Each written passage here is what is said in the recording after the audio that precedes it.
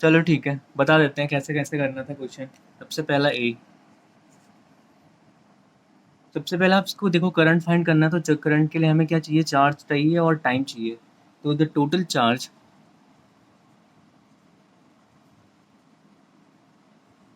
Crossing a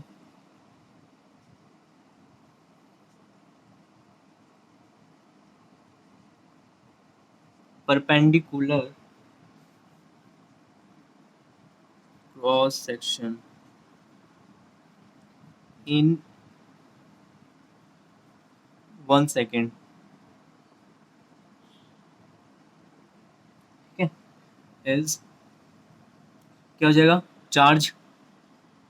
charge का formula होता है क्वांटाइजेशन से, Q is equal to N E, ये प्रॉपर्टी ऑफ द चार्ज, ठीक है।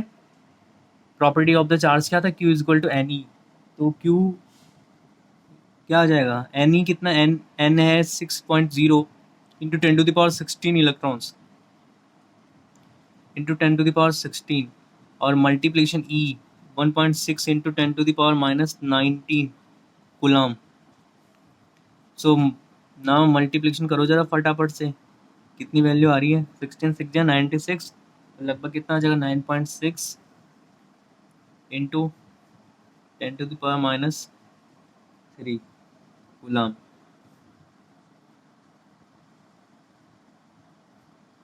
आया नहीं आया, हाँ ना बोलो। अब चार्ज आ गया तो आप फाइंड कर सकते हो current. The current is I is equal to Q upon T. Put the value 9.6 into 10 to the power minus 3 upon time कितना है, 1 सेकेंड, 1 सेकेंड है ना, और ये कूलाम।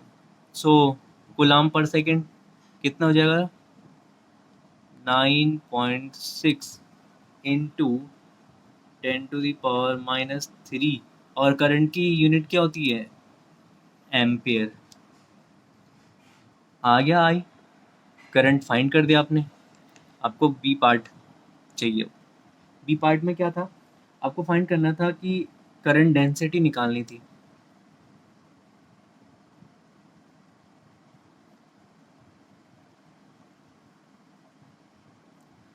और करंट डेंसिटी का फॉर्मूला क्या होता है, J is equal to I upon S.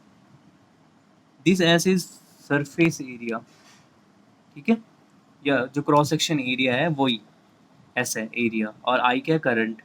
सो आई अभी फाइंड करा था 9.6 इंटू 10⁻⁻3, और अपॉन में एस, एरिया कितना है, एरिया है 1.0 मिलीमीटर स्क्वायर। क्या समझ में आ रहा है प्यारे बच्चों, 1.0 मिलीमीटर स्क्वायर। और आप जानते हो कि 1 मिलीमीटर का मतलब होता है 10⁻³ metre. 1 millimetre is equal to 10⁻³ metre. और ये वैल्यू आप यहाँ पुट कर दोगे तो आपके पास जी आ जाएगा, और जे आ जाएगा 9.6 इंटू 10⁻³ अपॉन ए, यहाँ पे स्क्वायर है, मिलीमीटर स्क्वायर, तो 2 बार मल्टीप्लिकेशन होगी, 10⁻³ इंटू 10⁻³ मीटर स्क्वायर। और इसे आप लेके चल जाइए, ये एम्पेयर है, ये भी एम्पेयर है। तो अब आप इसे ऊपर लेके जाएंगे न्यूमरेटर में, तो ये सॉल्यूशन करके क्या आ जाएगा, 9.6 इंटू 10⁻⁻3, ये 6 माइनस 3, ठीक है। तो लगभग आ जाएगा आपका पास 9.6 into 10⁻³ ampere per metre square. ये हुई इलेक्ट्रिक करंट डेंसिटी। जो ये क्वेश्चन बताया उसमें कोई दिक्कत किसी कौन सा वाला? हाँ हाँ हाँ, ठीक है ठीक है। बी वाले पार्ट में क्या है, करंट डेंसिटी का फॉर्मूला कल लिखाया था बेटा, आई अपॉन एस, करंट डेंसिटी, और इलेक्ट्रिक करंट डेंसिटी आई अपॉन एस, तो आई की वैल्यू ये है। हाँ, यहाँ पे अगर दिक्कत हुई होगी तो यहाँ पे देखो, यहाँ पे कैसे हुआ, 1 मिलीमीटर का मीनिंग है 10⁻³ 1/1000 होता है ना, 1/1000 मीटर, 1 मिलीमीटर इक्वल तो वहीं से, और यहाँ पे मिलीमीटर स्क्वायर था, मीन्स 2 टाइम्स मल्टीप्लीकेशन, तो इसलिए 10⁻³ इंटू 10⁻³ 2 बार मल्टीप्लाई हुआ, और फिर जब 2 बार मल्टीप्लीकेशन हुआ तो 10⁻⁻6 हो जाएगा, और ये चल जाएगा ऊपर, तो 10⁻+6 में पहुँचेगा, और उससे माइनस कर दोगे तो ये आ जाएगा 10⁻3।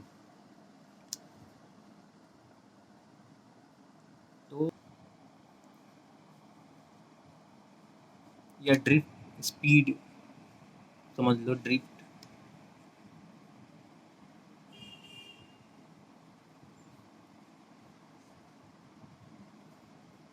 देखो ये फिनोमेना कुछ ज़्यादा मज़ेदार भी है और थोड़ा सा तंग करने वाला भी है। थोड़ा सा तंग करने वाला कैसा है वो आप समझ जाओगे, क्योंकि इसमें समझ में भी आ सकता है और बिल्कुल भी आ सकता है पूरा का पूरा। देखो कोई भी कंडक्टर्स होता है,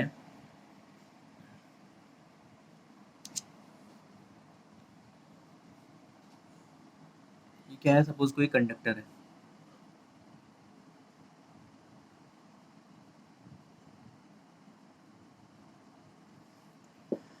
और कंडक्टर के अंदर क्या रहते हैं, फिर इलेक्ट्रॉन्स मौजूद रहते हैं, large number of closely bound electrons, ठीक है, कंडक्टर के अंदर, और उन बाउंड इलेक्ट्रॉन्स को ही हम क्या कहते हैं, फ्री इलेक्ट्रॉन कहते हैं।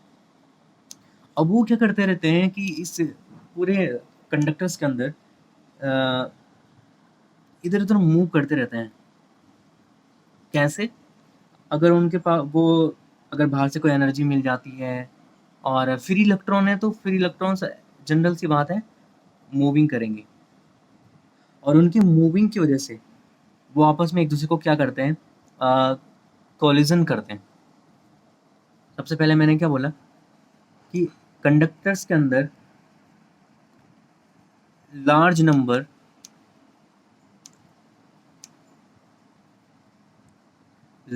ऑफ लूजली बाउंड इलेक्ट्रॉन, और इनको बोलते हैं हम क्या, फ्री इलेक्ट्रॉन। ये किसकी बात हो रही है, कंडक्टर की। लूजली बाउंड इलेक्ट्रॉन्स होते हैं, और वो इलेक्ट्रॉन्स कहते होते हैं फ्री इलेक्ट्रॉन्स होते हैं, और जब फ्री इलेक्ट्रॉन्स होते हैं तो वो क्या होते हैं, काफ़ी हैवी पॉजिटिव आयंस रहते हैं, हैवी पॉजिटिव आयंस, ठीक है। और हैवी पॉजिटिव आयंस होने का मतलब है कि उनको हम कहते हैं लैटिस। क्या कहते हैं इनको, लैटिस। लैटिस सुना हुआ, केमिस्ट्री में हम पढ़ते हैं लैटिस को, लैटिस ब्रेविस लैटिस, है ना, 14 टाइप्स का होते हैं ब्रेविस लैटिस, और किसी भी शेप भी होती है अलग अलग लैटिस की, यूनिट सेल की, जैसे कि सिंपल क्यूबिक, हेक्सागोनल, टेट्रागोनल, तो वहाँ पे लैटिस वर्ड सुना होगा। तो लैटिस जनरल हमें है क्या, ये हैवी पॉजिटिव आयंस हैं, और हैवी पॉजिटिव आयंस हैं क्या, फ्री इलेक्ट्रॉन्स। फ्री इलेक्ट्रॉन्स हैं क्या, large number of loosely bound electrons, और ये कहाँ रहते हैं, कंडक्टर्स में। ठीक है, इतना क्लियर हो गया। और इनका जो लैटिस का है, इनका जो एम्पलीट्यूड है, एवरेज एम्पलीट्यूड, एवरेज एम्पलीट्यूड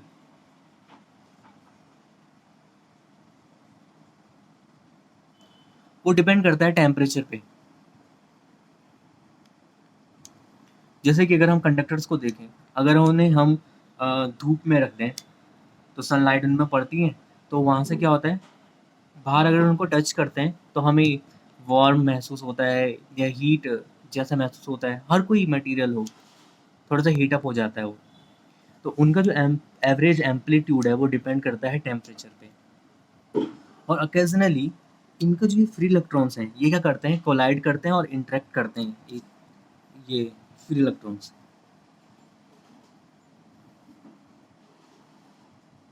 ये फ्री इलेक्ट्रॉन्स क्या करते हैं, कोलाइड करते हैं और इंटरेक्ट करते हैं एक दूसरे को।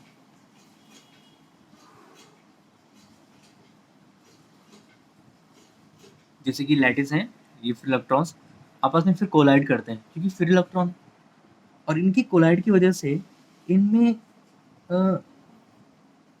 कैसा मोशन होता है, जिगजैग मोशन।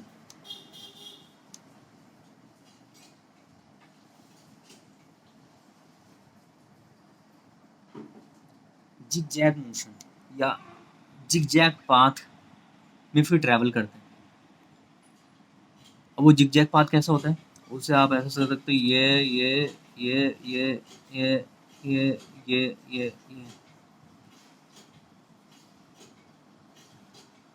और जनरली अब हम कंडक्टर्स को पढ़ रहे हैं किसकी, इलेक्ट्रिक फील्ड की वजह से। तो अब यहाँ पे टेम्परेचर वगैरह इन पे, इनके बजाय यहाँ पे अगर इलेक्ट्रिक फील्ड अवेलेबल है,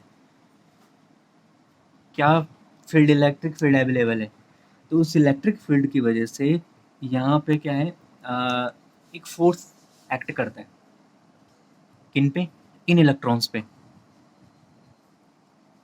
अगर हम कहें, यहाँ पे तक समझ में आया, जरा हाँ ना बोलो पहले। एक कंडक्टर्स की प्रॉपर्टी समझ में आएगी कि क्या होता है, कंडक्टर्स में large number of loosely bound electrons होते हैं, वो फ्री इलेक्ट्रॉन होते हैं, और वो फ्री इलेक्ट्रॉन्स क्या होते हैं, हैवी पॉजिटिव आइंस होते हैं, और हैवी पॉजिटिव आइंस को हम कहते हैं लैटिस। और ये लैटिस का जो एवरेज एम्पलीट्यूड है वो डिपेंड करता है टेम्परेचर पे। एवरेज एम्पलीट्यूड क्या होता है, मैक्सिमम डिस्प्लेसमेंट। मैक्सिमम डिस्प्लेसमेंट इसीलिए मैंने देखो इस पॉइंट से इस पॉइंट तक गया, एक स्ट्रेट लाइन दिखाई, इस point straight line straight line straight line straight line straight line, और ये पाथ बन गया कैसा, जिगजैग पाथ। हाँ ना बोलो जरा, मैं फिर आगे बढ़ूं। ठीक है, वॉइस क्लियर आ रही है ना मेरी?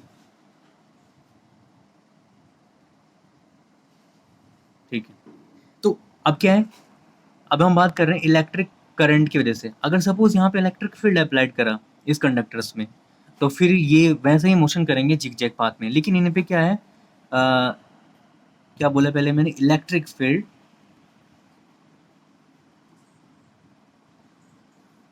Electric field inside the conductor,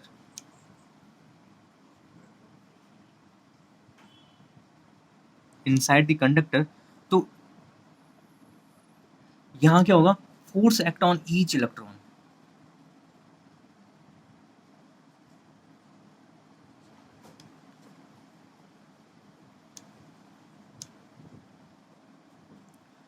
force acts on each electron, और उसकी डायरेक्शन क्या होगी, अपोजिट टू द फील्ड।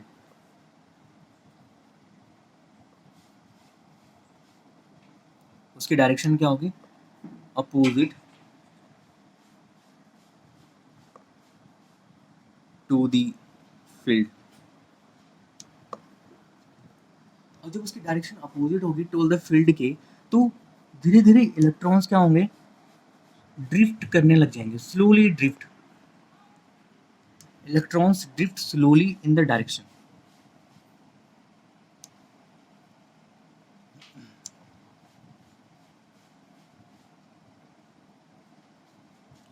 और इलेक्ट्रॉन्स क्या होंगे, ड्रिफ्ट करना शुरू कर देंगे, और उस ड्रिफ्ट की वजह से क्या होगा, ये इनकी स्पीड जीरो हो जाएगी।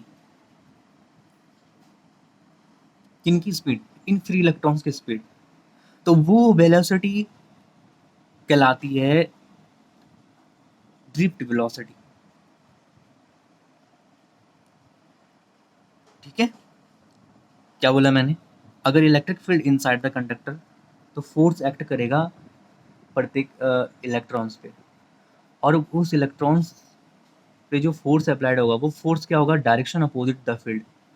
और जो फील्ड के अपोजिट होगा फोर्स, तो इलेक्ट्रॉन्स ड्रिफ्ट करने शुरू कर देंगे। ड्रिफ्ट मतलब, कभी ड्रिफ्ट करी है साइकिल वगैरह में? बच्चे मारते हैं, एकदम से साइकिल तेजी से भगाई और एकदम से पीछे वाला ब्रेक मारा कस के, तो एक ड्रिफ्ट लग जाती है। करा हुआ मजेदार तो हो ही तुम लोग, है ना? समझ में आ रहा है? और फिर उनकी स्पीड क्या हो जाती है? जीरो। और यही स्पीड कहलाती है ड्रिफ्ट वेलोसिटी, ड्रिफ्ट स्पीड। तो हम क्या लिख सकते हैं? The electrons the electrons drift a distance L in a long time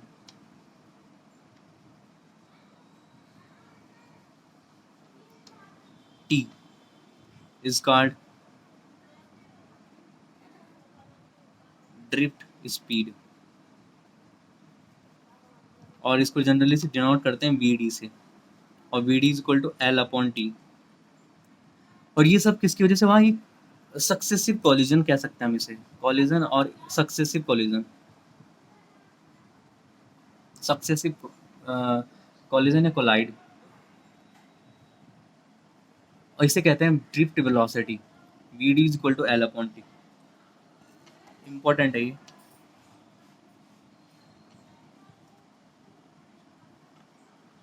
तो जो मैंने ड्रिफ्ट वेलोसिटी में आपको बताया, क्या वो समझ में आया? हाँ ना भूलो। अगर कोई ड्रिफ्ट वेलोसिटी पूछेगा तो आपको बताना क्या है कि कंडक्टर्स होता है और large number of loosely bound electrons होते हैं उसके अंदर, और वो इलेक्ट्रॉन्स को हम कहते हैं फ्री इलेक्ट्रॉन्स। और वो free electrons generally heavy positive ions होते हैं, और उन हैवी पॉजिटिव आयंस को हम कहते हैं लैटिस। और इनका जो एवरेज एम्पलीट्यूड होता है वो डिपेंड करता है टेम्परेचर पे। और जो फ्री इलेक्ट्रॉन्स होते हैं उनके बीच सक्सेसिव कोलाइड होता है और इंटरेक्ट करते हैं एक दूसरे को, तो जिसकी वजह से वो जिगजैग पाथ में मोशन करते हैं, और मोशन या स्पीड से जिगजैग पाथ में इसी स्पीड से मोशन करते हैं। और इलेक्ट्रिक फील्ड अगर इनसाइड द कंडक्टर हो तो फोर्स एक्ट करता है ऑन ईच इलेक्ट्रॉन पे, और वो फोर्स की जो डायरेक्शन होती है अपोजिट टू द फील्ड होती है, और इस वजह से इलेक्ट्रॉन्स क्या करते हैं? ड्रिफ्ट स्लोली, और उनकी स्पीड क्या हो जाती है? जीरो। और यही स्पीड कहलाती है ड्रिफ्ट स्पीड। तो the electrons drift a distance L in a long time T is called drift speed, और इसे Vd से डिनोट करते हैं। Vd is equal to L upon T. ठीक है, अब आते हैं क्वेश्चन एक।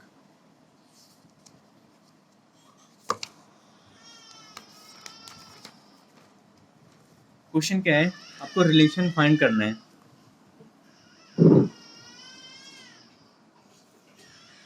आपको रिलेशन फाइंड करना है इलेक्ट्रिक करंट का और ड्रिफ्ट वेलोसिटी का।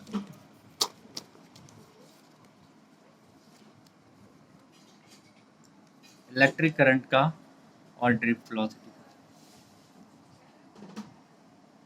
क्वेश्चन है।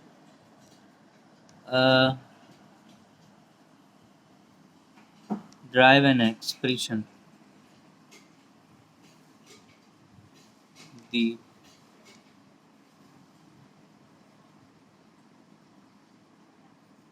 relation between electric current and drift speed।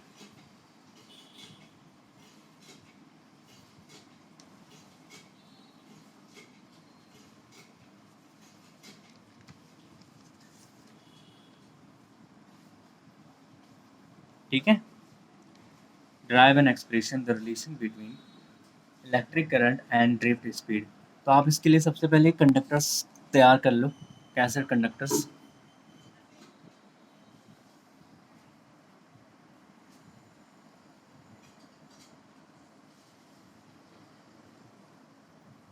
और ये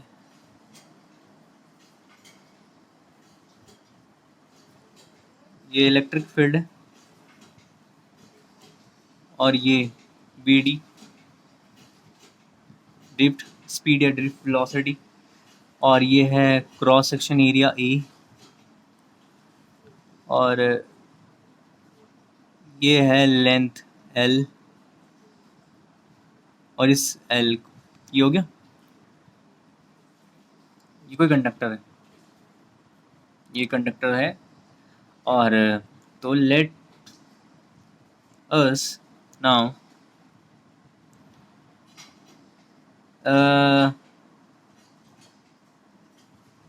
the cross section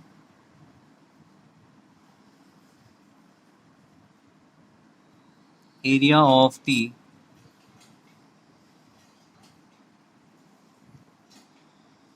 conducting wire A, comma length L and the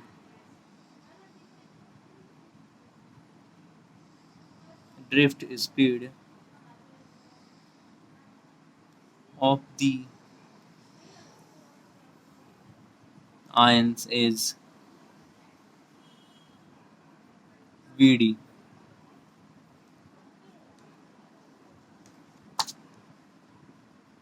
Ions is Vd.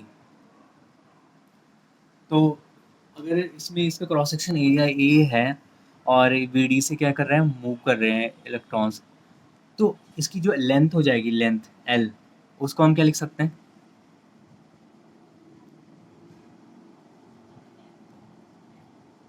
Length L बराबर हम क्या लिख सकते हैं? Vd इंटू टी, क्योंकि आपको फॉर्मूला पता है, Vd बराबर L अपॉन टी होता है, ठीक है, Vd इंटू टी। और द वॉल्यूम क्या हो जाएगा इसका? Volume of this position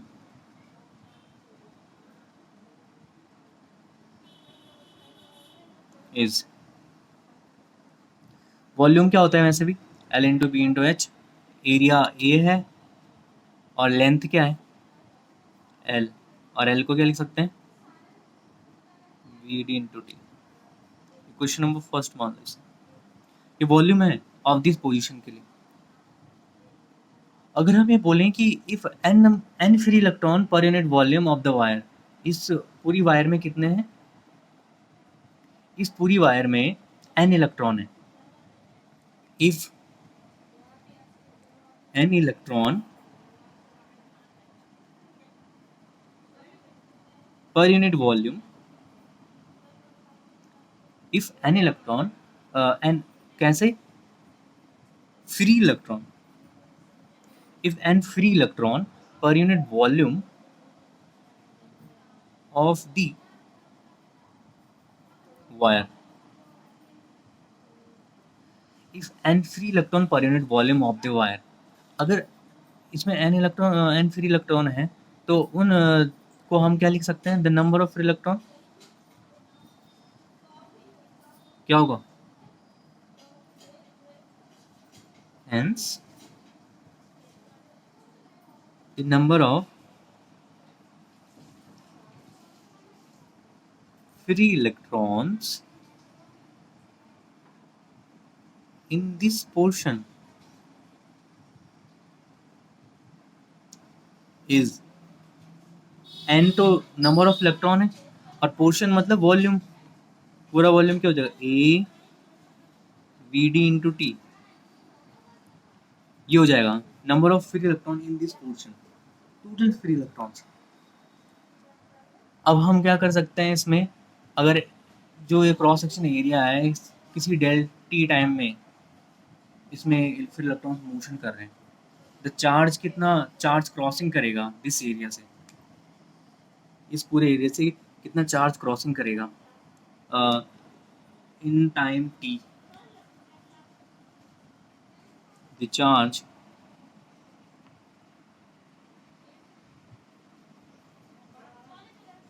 N, आप एन को क्या बोल रहे हो?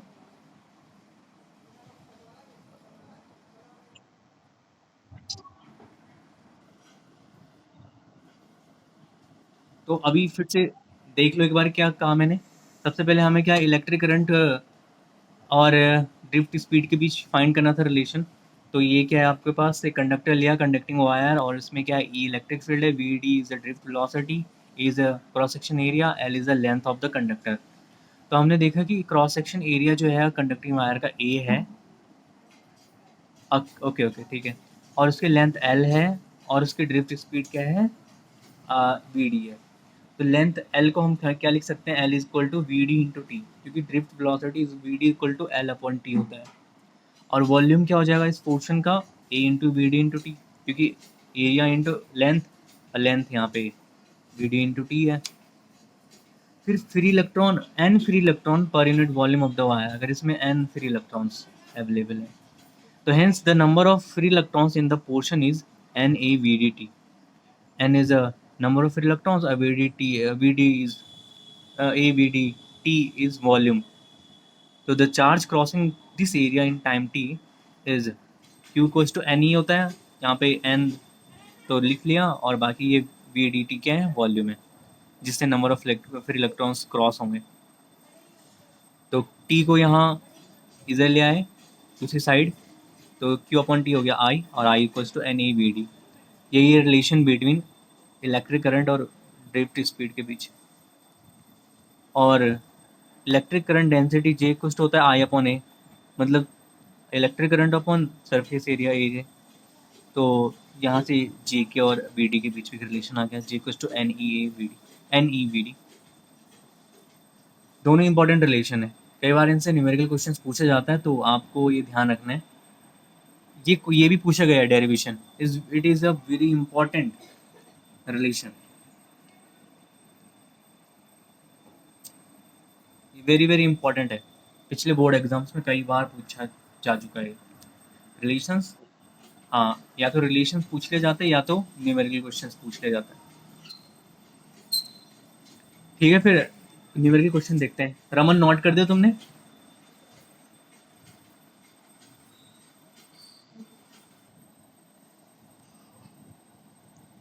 Calculate the drift speed of the electrons when 1 ampere of current exits in copper wire of cross section 2 millimeter square.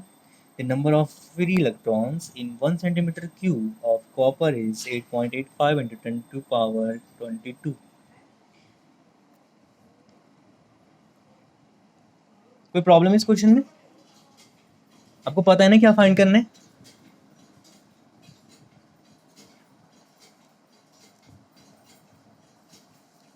आपके पास दो तरीके हैं फाइंड करने के, ठीक है? आपके पास कितने तरीके हैं? दो तरीके हैं फाइंड करने के। या तो आप जे वाला फॉर्मूला यूज करो, या तो आई वाला डायरेक्ट।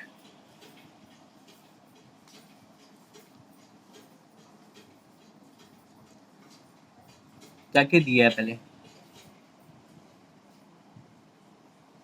गिवन में? आई, जिसका आंसर है वो मेरे को कमेंट कर सकता है। इस आई इक्वल्स टू 1 है, ठीक है? एरिया 2 मिलीमीटर स्क्वायर, या तो आप मिलीमीटर स्क्वायर को यहीं पे चेंज कर दो, तो क्या होगा, 2 into 10 to the power -6 metre square. Number of electrons n 8.85 into 10 to the power 22, और 1 सेंटीमीटर क्यूब, 1 सेंटीमीटर क्यूब आपका क्या है, वॉल्यूम है वैसे ही, ठीक है? तो ये पूरा NaVDT मतलब number of electrons in 1 centimetre cube of wire. तो ये पूरा इसके साथ ही होगा, ठीक है, वॉल्यूम के साथ ही।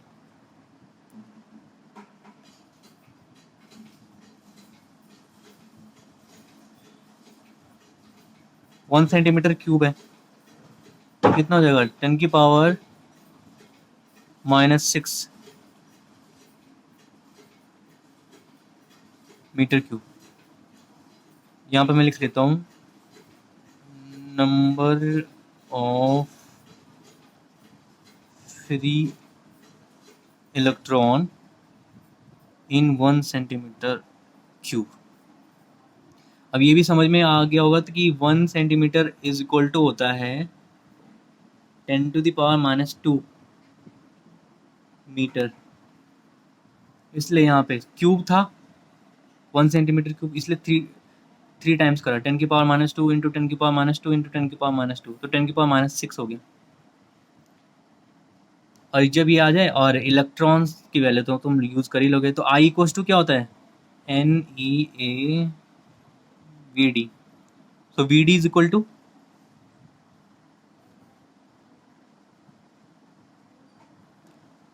I upon NeA। Value put कर दो तो VD आ जाएगा। I की वैल्यू है 1 एम्पियर और N आपका पूरा आएगा ये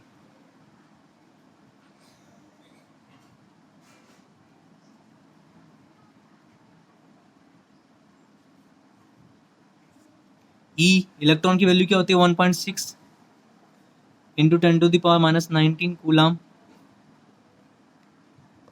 और एरिया क्या है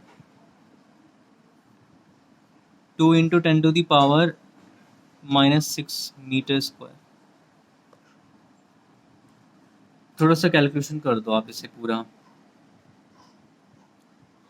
कैलकुलेशन थोड़ा हार्ड नहीं है, बहुत ही सॉफ्ट है ये। 10⁻22 से 6 गया तो कितना आ गया आपका 16। 10⁻16 यहाँ से -16। 10⁻−19 ऊपर गया तो 10⁻+19। लिख नहीं रहा वैसे, प्लस लिख दिया मैंने। 10⁻−6 ऊपर गया तो 10⁻6। नीचे बचा 8.85 इंटू 1.6 इंटू 2। अब जरा मल्टीप्लिकेशन करना है इसको, कितना आ रहा है 6। या तो आप पहले 16 5 जो कर दो, पावर को अरेंज कर दिया हमने।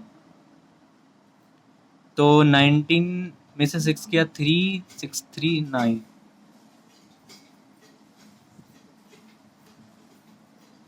तो करना जरा 16 5 जो फटाफट से। कैलकुलेटर है किसके पास?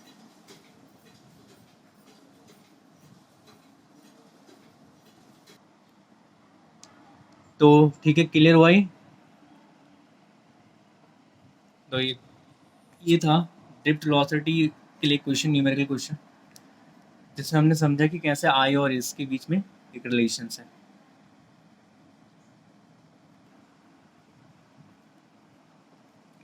क्या होता है किसी भी अगर कोई भी कंडक्टर है, हाँ तो कंडक्टर है तो उसके लिए क्या होता है ओम्स लॉ। वी और आई के बीच कैसा ग्राफ आता है, लीनियर आता है या कर्व आता है?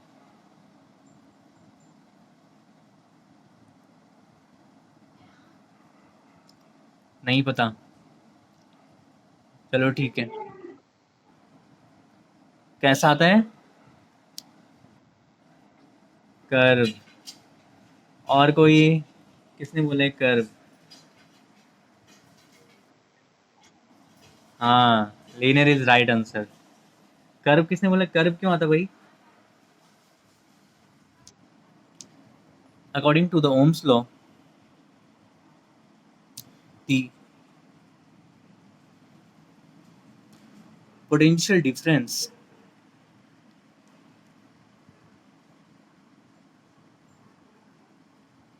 between the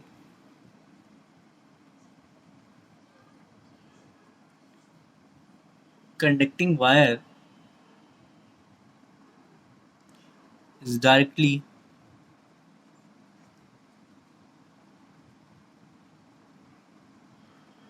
proportional to the electric current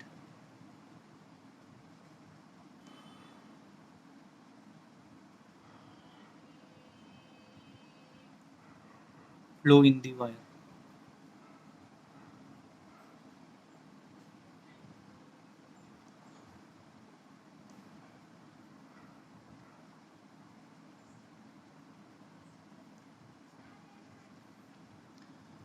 V equal to IR, where capital R is electric resistance. लेकिन अब अगर हम यहाँ पे जो अभी हमने फॉर्मूला पढ़े उनके अकॉर्डिंग भी एक ओम्स लॉ होता है, वो कैसे? मतलब ओम्स लॉ का एक स्टैंडर्ड फॉर्म है। जैसे तुम लोगों ने गॉस लॉ पढ़ा था, तो गॉस लॉ का हमने क्या डिस्प्लेसमेंट वेक्टर में एक फाइंड करा था रिलेशन डी की टर्म्स में। D is integration epsilon naught E into D S, याद आ रहा हो? Epsilon naught E plus P, ऐसा रिलेशन आया था डिस्प्लेसमेंट वेक्टर में। गॉस लॉ का एक another form, same as Ohm's law का भी एक अलग अनदर फॉर्म है, सेम है लेकिन वो भी। तो वो कैसे? We know that J current density is equal to N E V D, N E V D. और अगर हम देखें कि जे को अगर हम एक टर्म्स में और टर्म्स में लिख सकते हैं, वो कैसे टर्म में कि if tau be the tau if tau be the average time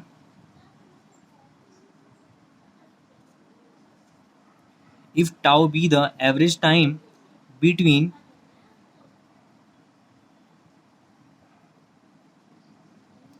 successive collision,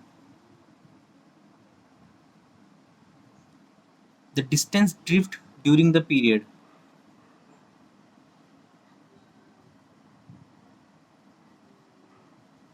Drift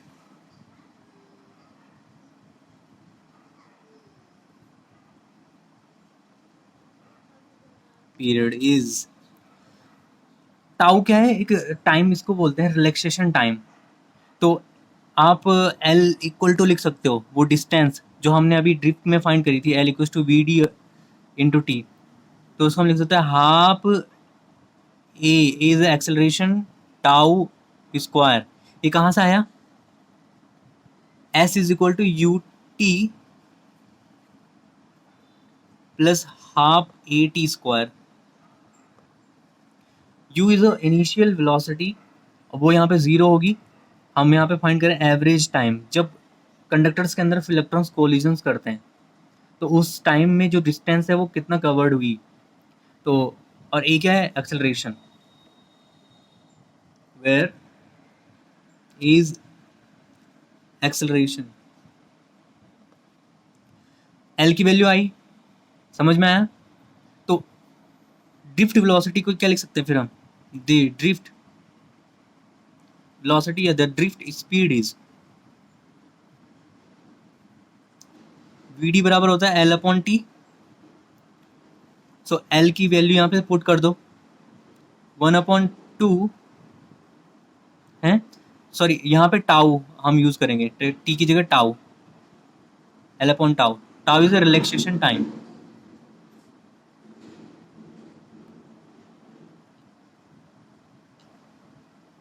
relaxation time, relaxation time क्यों कह रहे हैं? कि जैसे ही कोलिजन स्टार्ट होगा तो वो धीरे धीरे क्या है, ड्रिफ्ट होकर के उनका स्पीड क्या हो जाएगी? जीरो हो जाएगी, सडनली बिकम जीरो। तो वो टाइम रिलैक्सेशन टाइम कहलाता है। और वी डी बराबर एल अपॉन टी, मतलब टाउ यहाँ पे यूज करेंगे तो 1/2 एल की वैल्यू ए टाउ का स्क्वायर अपॉन टाउ। एक टाउ से एक टाउ कैंसिल, तो आया 1/2 A into tau acceleration. V D की वैल्यू आई है, और चूंकि force is equal to mass into acceleration, Newton's second law, ये न्यूटन इक्वेशन से, force equal to mass into acceleration, याद है ना, F equals to ma, so A is equal to, और इलेक्ट्रिक फील्ड के लिए क्या होता है, F QE। Equation number 2, equation number 3, QE। So यहां से एक्सेलरेशन की वैल्यू फाइंड करो, A is equal to QE upon M। Acceleration यहां से आया, A is equal to QE upon M, और यहाँ पे F बराबर होता है QE इलेक्ट्रिक फील्ड में, इलेक्ट्रिक फील्ड इंटेंसिटी। तो VD equals to 1/2 A tau, तो इक्वेशन 3 में पुट कर दो F की, ये A की वैल्यू,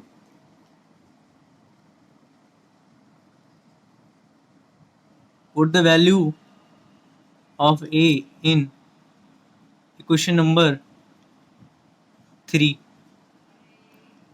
तो VD is equal to 1/2 into QE upon M into tau, 1/2 QE upon M into tau. If the charge is the electron,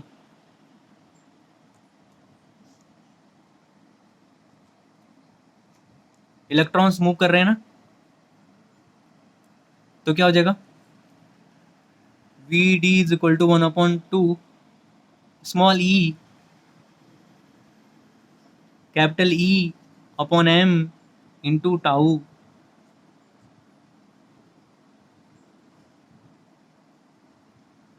क्योंकि free electrons move कर रहे हैं, VD का एक नया रिलेशन आ गया, VD is equal to 1/2 small e capital E upon M into tau। Question number 5,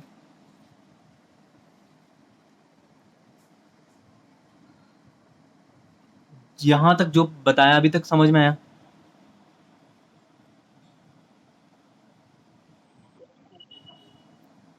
कोई भी मतलब कुछ नई चीज नहीं थी, सब तुमने पढ़ा हुआ है। एक बार फिर से बता देता हूँ, जे का रिलेशन आपको अभी बताया, NeVD, क्वेश्चन नंबर 2 मान लिया, वो ये ओम्स लॉ है, और टाउ क्या है, रिलैक्सेशन टाइम है, तो the average time between the successive collision, तो ड्रिफ्ट डिस्टेंस कितनी होगी, L equals to 1/2 A tau square. ये यहाँ से आया, न्यूटन्स की जो इक्वेशन ऑफ मोशन है उस सेकंड इक्वेशन ऑफ मोशन से, S equal to UT plus half AT square, और UT इज इनिशियल वेलोसिटी, तो जीरो हो जाएगी, तो ये टर्म हट जाएगा, तो ये बचेगा हाफ AT स्क्वायर। टी की जगह हम क्या पुट कर रहे हैं, tau, tau is relaxation time, drift speed क्या हो जाएगी फिर, VD equals to L upon tau equal to 1/2, और ये वैल्यू पुट कर दी L की, कैंसिल करके 1/2 A इंटू टाउ आ गया। फिर होता है force, force into mass into acceleration, M into A, और F क्या होती है, QE, तो यहाँ से A की वैल्यू निकाली, पुट कर दी यहाँ पे, तो हमारे पास VD का एक नया टर्म आ गया, और क्योंकि Q इज चार्ज, तो चार्ज क्या यहाँ पे इलेक्ट्रॉन है, सो E वैल्यू पुट कर सकते हैं, ये VD आ गया। अब यही VD को वैल्यू को यूज करके हम देखो क्या कर सकते हैं भाई, हैं कोई बता सकता है भाई, इस VD की इसी वैल्यू को पुट कर देंगे हम कहाँ पे, क्वेश्चन नंबर 2 में, यहाँ पे, तो देखो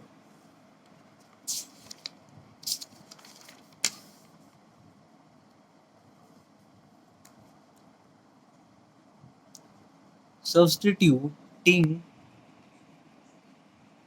the value of question number 5 in question number 2, तो J is equal to NeVD, VD की जगह में क्या आ जाएगा बताओ, VD की जगह में आ जाएगा 1/2 small e capital E upon M into tau, और यहाँ से थोड़ा सा रीअरेंज कर दो इसको, NE square capital E upon into tau upon M, 2m। जो ये N E square tau upon 2m है, इसको एक वैल्यू लिख रखते हैं हम। क्या करते हैं, N E square tau upon 2m into capital E, और ये कहलाता है J is equal to sigma into E. J is equal to sigma into E, और सिग्मा ये कहलाता है आपका इलेक्ट्रिकल कंडक्टिविटी।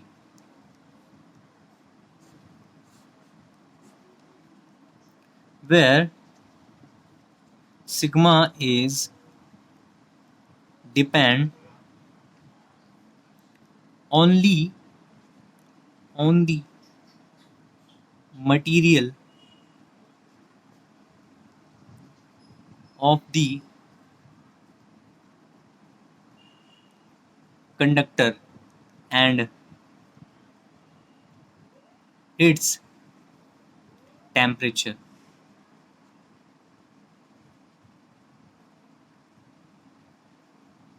ये इसके टेम्परेचर पे डिपेंड करता है और कंडक्टर की मटेरियल पे डिपेंड करता है कि मटेरियल कैसा है, ठीक है, उसका टेम्परेचर कितना है। This constant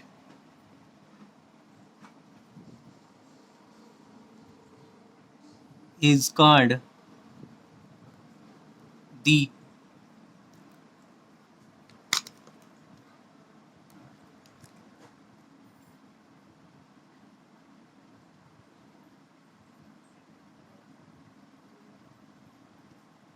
electrical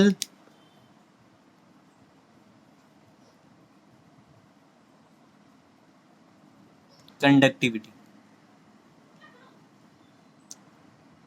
of the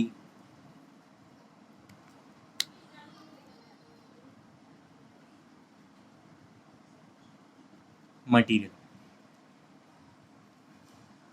और इसी बोलते हैं is known as a Ohm's law. ये कहलाती है Ohm's law, another form of Ohm law.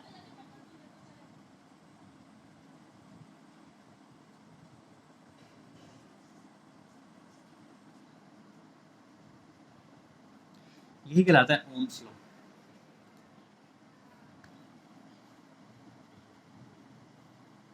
ठीक है, क्या इतनी बात क्लियर हुई? तो ये ग्राफ आ जाएगा, लीनियर ग्राफ। और आज की क्लास में इतना ही था, और किसी की कोई प्रॉब्लम होगी तो पूछ सकते